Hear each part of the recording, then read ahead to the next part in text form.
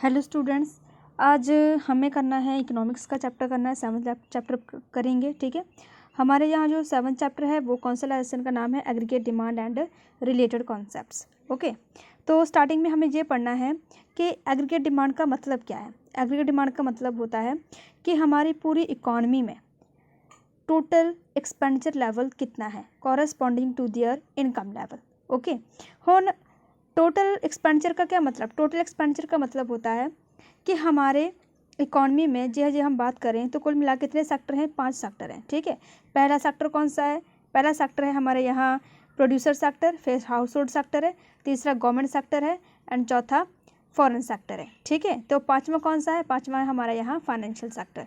Okay, तो aggregate demand का मतलब होता है total value of final goods and services which all the sectors of an economy are planning to buy. की करते पाए? प्लान करते पाए। ठीक है, एंड किन्ना उन्होंने प्लान किया, किन्ना बाय करना वा, किन्नू ध्यान च रख के, अपना लैवल ऑफ इनकम नू भी ध्यान च रख के, ਉਹਨੂੰ ਅਸੀਂ ਕਹਿੰਦੇ ਐਗਰੀਗੇਟ ਡਿਮਾਂਡ। ਦੇਖੋ ਬਾਅਦ ਵਿੱਚ ਕੀ ਕਹਿੰਦਾ ਹੈ ਕਿ aggregate demand is the aggregate expenditure that different sectors of the economy are willing to incur during a given period. इसका मतलब क्या है कि एडी और एग्रीगेट एक्सपेंडिचर का मतलब क्या है? सेम ही है। ओके, फिर उसके बाद देखो नीचे भी लिखा उन्होंने कि AD is the total expenditure that all household, firm, government and rest of the world. Rest of the world का मतलब होता है फॉरेन सेक्टर। जो चारों सेक्टर ने मिलकर क्या किया है? प्लान किया है उनको खर्च करने के लिए, उनको हम क्या कहते हैं? एग्रीगेट डिमांड कहते हैं। ठीक है, फिर आगे जाके हम पढ़ेंगे कि एग्रीगेट डिमांड का के कौन से कंपोनेंट्स हैं। यदि हम कंपोनेंट्स की बात करें तो हमारे यहाँ जो कंपोनेंट्स हैं वो 4 हैं। देखो पहला कौन सा है? पहला कंपोनेंट्स हमारे यहाँ प्राइवेट सेक्टर जिसे हम सी कहते हैं। दूसरा कौन सा है? आई, फिर उसके बाद जी, फिर उसके बाद क्या है? X minus M. X minus M का क्या मतलब होता है? नेट एक्सपोर्ट कहते हैं। ठीक है, तो अब हमें इन्हीं 4 सेक्टर को क्या करना है? डिटेल में पढ़ना है और ये देखना है कि डिटेल में पढ़ने के बाद इनका एक्सपेंडिचर लेवल क्या होता है और उनका क्या होता है। ठीक है, तो सबसे पहले हम पढ़ेंगे प्राइवेट हाउ कंजप्शन एक्सपेंडिचर। तो देखिए इसमें क्या लिखा है? प्राइवेट हाउस कंजप्शन का मतलब होता है कि टोटल एक्सपेंडिचर ਜਿਹੜਾ एक हाउस होल्ड ਦਾ मतलब ਜਿਵੇਂ ਅਸੀਂ ਆ ਜਾਂਦੇ ਹਾਂ, ਅਸੀਂ मतलब अपने फैमिली, अपना परिवार, क्योंकि हर एक की परसनल लाइफ ही होंगी है। तो परसनल लाइफ के अकॉर्डिंग वो जिन्ना भी गुड्स एंड सर्विसेज उपर खर्च करना चाहते हैं जो कितना सोचणगे, जिन्हें उन्होंने प्लान किया। ठीक है, उन्होंने असीं की कहते हैं? प्राइवेट कंजप्शन एक्सपेंडिचर कहते हैं। देखो जी, ਜਿਹੜੇ ਸਾਡੇ एक्सपेंडिचर लैवल आ वो किहदे उपर डिपेंडेंट है? साडी डिस्पोजेबल इनकम के उपर डिपेंडेंट है। डिस्पोजेबल इनकम का मतलब होंदा है वो वाली इनकम जिहदे विच असीं अपने सारे टैक्स भी पे करते हैं, सारे खर्चे भी पे करते हैं, फिर जिहड़ी इनकम बची हुंदी उहनूं असीं डिस्पोजेबल इनकम कहते हैं। जिवें सपोज करो कि तुहाडी 1 महीने बाद 3000 की इनकम आती। ठीक है, 3000 की मंथली इनकम आने तो बाद तुसीं उहदे विच सारे खर्चे, बिजली का खर्चा पे कर दिता, ठीक है, राशन का खर्चा पे कर दिता, सारे उधार भी ला दिते, बाकी जिहड़ी इनकम तुहाडी बची आ उहनूं असीं कहंदे डिस्पोजेबल इनकम। ठीक है, डिस्पोजेबल इनकम दा लैवल के अकॉर्डिंग ही तुसीं अपना की करना है? प्राइवेट हाउस होल्ड वालियां ने खर्चा करना वा, उहनूं असीं कहंदे आ सी। ठीक है, पर दूसरी गल ये आ कि असीं इहदे विच एक गल दा ध्यान रखना वा कि जिहड़ा साडा कंजप्शन एक्सपेंडिचर होएगा ना वो असीं किहड़ी वाली लैनी है?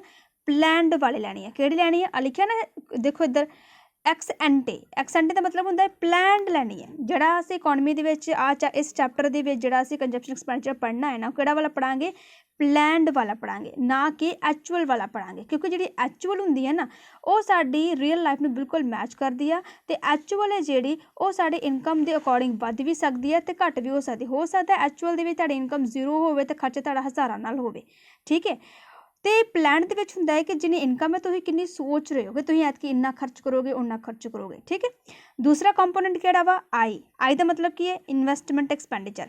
ਇਹਦਾ मतलब होंदा है कि टोटल एक्सपेंडिचर ਜਿਹੜੇ सारे प्राइवेट फर्म्स ने की कीता किहदे उपर खर्च लई सोचिया वा? Capital goods. कैपिटल गुड्स का मतलब होंदा वा जिवें कि एंटरप्रेन्योर है, जिवें कोई भी बिजनेसमैन है उहदे लई कैपिटल गुड्स किहड़े हो सकदे? जिवें कि मशीनरी। ठीक है, टेलर वास्ते उहदी मशीन। ठीक है, फिर उस तो बाद असीं इंडस्ट्री की गल करिए, शैलर वास्ते उहदी मतलब मशीनरी आ जाती, बिल्डिंग के लिए खर्चा किया, चेंज स्टॉक के उपर जो खर्चा किया असीं उहनूं कहंदे कैपिटल गुड्स।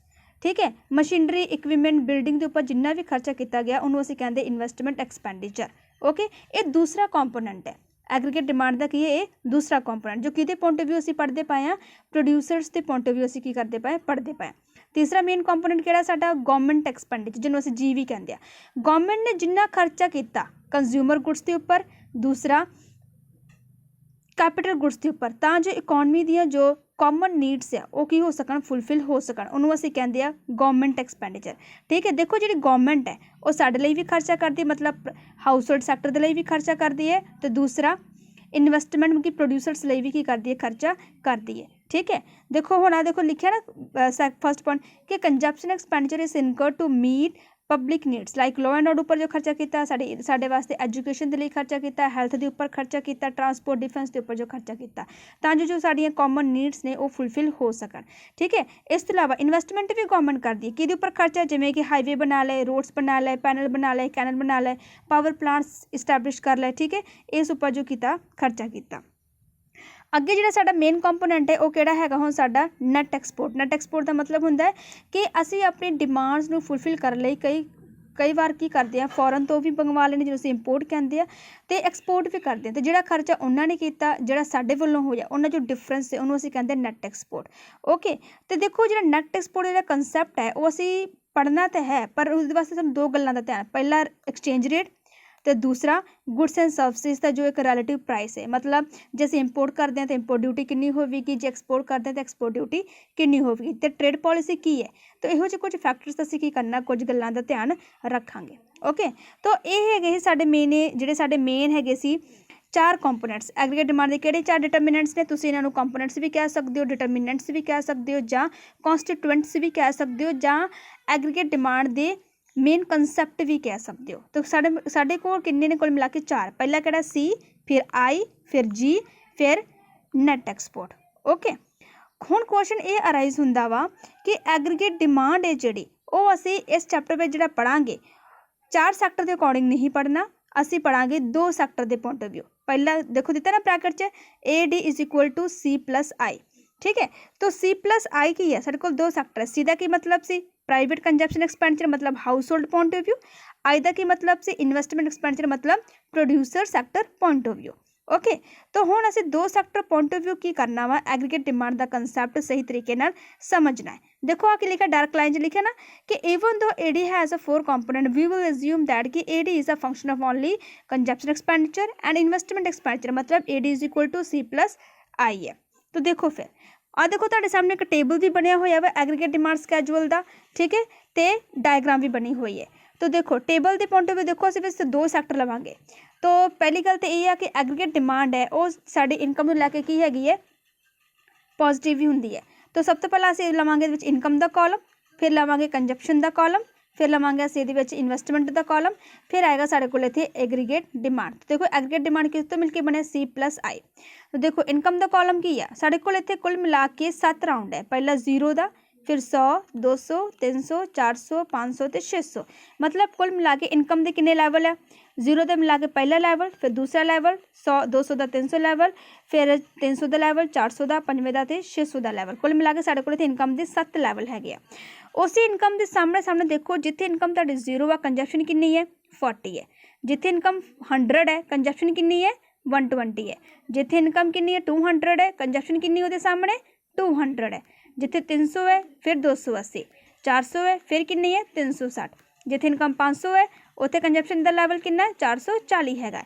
इन्वेस्टमेंट देखो इन्वेस्टमेंट की है साडी इत्थे शॉर्ट टर्म के अकॉर्डिंग बिल्कुल कॉन्सटेंट है। असीं ये मन के चलते हैं कि जिहड़ी साडी इत्थे इन्वेस्टमेंट का लैवल होएगा हर इनकम के लैवल के अकॉर्डिंग हर लैवल ते की रहनी इन्वेस्टमेंट का लैवल साडा इत्थे सेम रहेगा, मिनीमम रहेगा तो इंडिपेंडेंट रहेगा। देखो दिता है ना हर लैवल ते कितना इन्वेस्टमेंट का लैवल वी है। डायग्राम देखो डायग्राम दे विच जिहड़ा तुहाडा जा रहा वा ऑटोनोमस इन्वेस्टमेंट का लैवल वो कितना जा रहा है बिल्कुल सेम जा रहा वा। ठीक है, तो यदा की मतलब है कि ये बिल्कुल इंडिपेंडेंट है, पैरेलल टू एक्स एक्सिस जाता वा। ठीक है, तो देखो जो कंजप्शन लैवल है वो बिल्कुल ऊपर नूं जा रहा। तो एग्रीगेट डिमांड की एग्रीगेट डिमांड असीं पढ़िया सी ना कि बराबर है सी प्लस आई। सी प्लस आई किदा सी कितना तुहाडे पहले लैवल ते 40, इन्वेस्टमेंट कितना 20, 40 + 20 इज इक्वल टू 60 है। फिर दूसरे लैवल की गल करिए तो 120 कंजप्शन है, 20 की है साडी इन्वेस्टमेंट है, टोटल 140, फिर 220, फिर 300, फिर 380, 460 ते 540। हुण जिहड़ा ये असीं डायग्राम भी देख लिया तो टेबल भी देख लिया तो कुछ गल्लां सामने आ रही हैं। सब तो पहला की है कि एग्रीगेट डिमांड के जो इंपॉर्टेंट पॉइंट पहला देखो की लिखिया aggregate demand is equal to C plus I. जिवें कि सानूं पहला ही पता है कि असीं इत्थे ये मन के चलते हैं कि एग्रीगेट डिमांड जो असीं इहदे विच पढ़ना है दो दो मतलब सैक्टर की डिमांड लैके चलांगे, पहला कंजप्शन डिमांड तो दूसरा साडा इन्वेस्टमेंट डिमांड। ठीक है, दूसरा की है, दूसरा मेन गल ये आ कि जिहड़ी साडी कंजप्शन है वो पॉजिटिव जा रही है।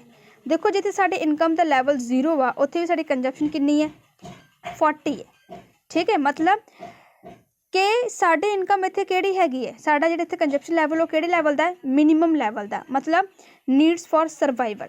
देखो आ दिता ना नीचे कि autonomous consumption denoted by C bar refer to minimum level of consumption which is needed for survival, मतलब सानू सिर्फ जीउंदा रहण दे लई जिन्नी कंजप्शन की लोड़ है उन्होंने असीं कहंदे मिनीमम।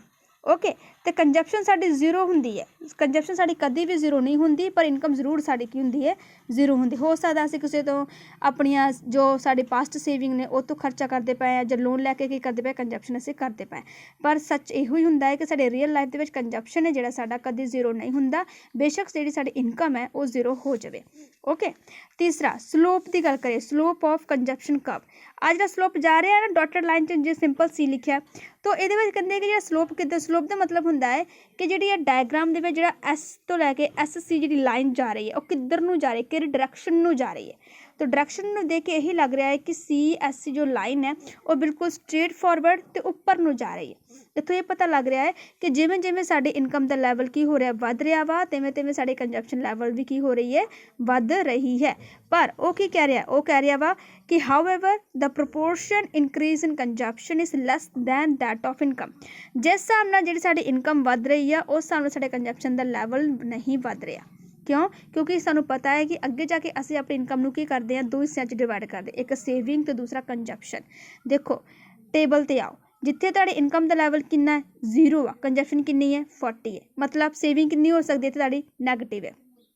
ठीक है, जिथे हौली हौली जाके इनकम का लैवल कितना तुहाडा इत्थे 200 है, कंजप्शन कितनी है वो भी 200 है, मतलब इत्थे साडी इनकम ते कंजप्शन दोनों सेम है, मतलब सेविंग अपनी की इत्थे हो चुकी है 0 हो चुकी है। ओके, फिर इनकम का लैवल 300 ते कंजप्शन कितनी 280, तुहाडे कोल इनकम कितनी सी 300, कितना खर्च किया 280, बाकी 20 वधे, 20 कित्थे गए तुहाडे सेविंग च गए। ओके, फिर उस तो बाद असीं गल करते हैं स्लोप ऑफ कंजप्शन कर्व दी। ठीक है, तो मेन कंपोनेंट है जिहड़ा साडा एग्रीगेट डिमांड दा वो भी की जा रहा है बिल्कुल अपवर्ड स्लोप जा रहा है। क्यों? क्योंकि साडी कंजप्शन का लैवल भी अपवर्ड जा रहा वा, तो जिहड़ी साडी इन्वेस्टमेंट का लैवल वो बिल्कुल कॉन्सटेंट हैगा। जिहड़ा इत्थे लिखा है ना, आ देखो डॉट लाइन सी बार लिखा हुआ इत्थे, इहदा की मतलब, इहदा मतलब यह है कि इत्थे इस तो लैके ओ तिक्का दा जो गैप है वो किहड़ा है इंटरसैप्ट है, मतलब कि साडे इत्थे इनकम 0 आ तो कंजप्शन साडी इत्थों इस तो शुरू हो रही। क्यों? क्योंकि इन्ना जो गैप है इत्थों पता लगता है कि जितनी साडी इनकम 0 आ कंजप्शन कभी भी 0 हो नहीं सकती, हमेशा कंजप्शन का कर्व इत्थों ही शुरू होना है। ओके, तो ये जिहड़ा साडा एक कंसैप्ट हैगा सी एग्रीगेट डिमांड का वो असीं पढ़ लिया होया। तो बिहेवियर की गल करें, बिहेवियर इहो ही आ कि जिवें जिवें साडे इनकम का लैवल वधदा जांदा वा एग्रीगेट डिमांड का कंसैप्ट भी की है वो भी की है वधदा जांदा है। ठीक है, साडी एग्रीगेट डिमांड कभी भी 0 नहीं हो सकती, इनकम बेशक साडी की हो जाए 0 हो जाए, पर कंजप्शन का लैवल एग्रीगेट डिमांड का लैवल कभी भी 0 नहीं होएगा। ठीक है, ओके।